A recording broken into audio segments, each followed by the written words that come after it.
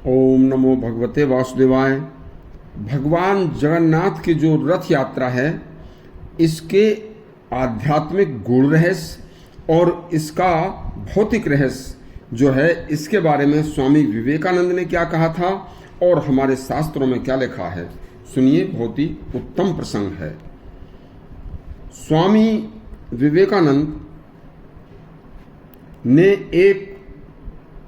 एक संस्कृत की एक पंक्ति है, उसके बारे में बताया है कि रथस्तम वामनम दृष्ट्वा पुनर्जन्म न विद्यते।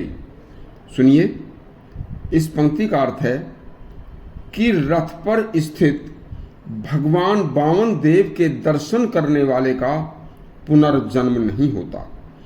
आषाढ़ शुक्ल पक्ष की द्वितीया तिथि को भगवान जगन्नाथ की जगन्नाथपुरी में जो रथ यात्रा निकाली जाती है, उसमें भगवान श्री कृष्ण रथ पर चढ़कर अपनी ससुराल जाते हैं। उन्हें देखने के लिए लाखों लोग दूर दूर से आते हैं और रथ यात्रा में शामिल होते हैं और जगन्नाथ जी को भगवान वामन का रूप मानकर उनके दर्शन करने मात्र से श्रद्धालुओं की मुक्ति हो जाती है। यह भौतिक तात्पर्य है, लेकिन इस पंक्ति का आध्यात्मिक तात्पर्य बड़ा ही विशाल और विलक्षण है।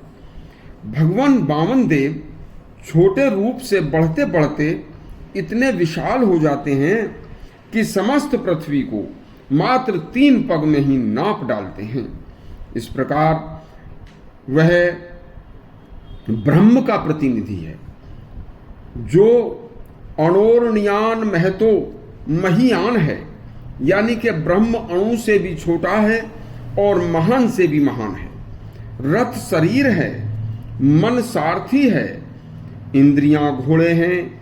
जिस प्रकार सारथी घोड़ों के रथ को ऊंचे नीचे खराब गड्ढे खराब मार्ग से बचाकर अच्छे मार्ग पर ले जाता है, वैसे ही आत्मा का साक्षात्कार करने वाले का पुनर्जन्म नहीं होता, वह सांसारिक बंधन से छूट जाता है। इसमें परमात्मा नियंत्रण में रखता है, भगवान इसमें नियंत्रक है। भगवान वामन देव का दर्शन का अर्थ परमात्मा व आत्मा के सच्चे अर्थ को जानना ही है। रस प्रपंच मय निखिल माया। देखिए, जगत की जिनसे सृष्टि हुई है, वह समस्त जगत बार बार प्रलय में विलय होता रहता है। जिस परम तत्व का ध्यान करके ऋषि मुनि मोक्ष को प्राप्त करते हैं, वह पुरुषोत्तम नाम विश्वव्यापी भगवान का ही वंदनीय नाम है। रस गंध स्पर्शमय जगत कहाँ से आया? यह सब भगवान की एक प्रपंची माया से रचित है। इसलिए भगवान का ध्यान, उनकी उपासना में ही मानव जीवन की सार्थकता है।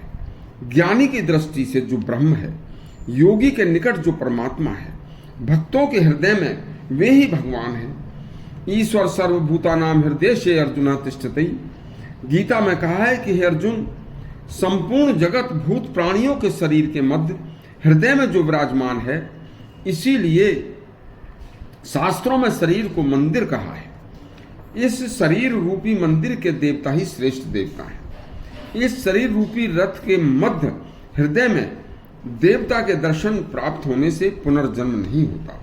वेदवाणी कहती है, मुमुक्षु जनों के लिए गुरु श्रद्धा सत्य दृष्टा ऋषियों के वाक्य शास्त्र विश्वास भक्ति प्रेम देह में जो रहते हैं, वे भी साधक जन्म रहित मृत्यु रहित आत्म सत्य को प्राप्त कर लेते हैं।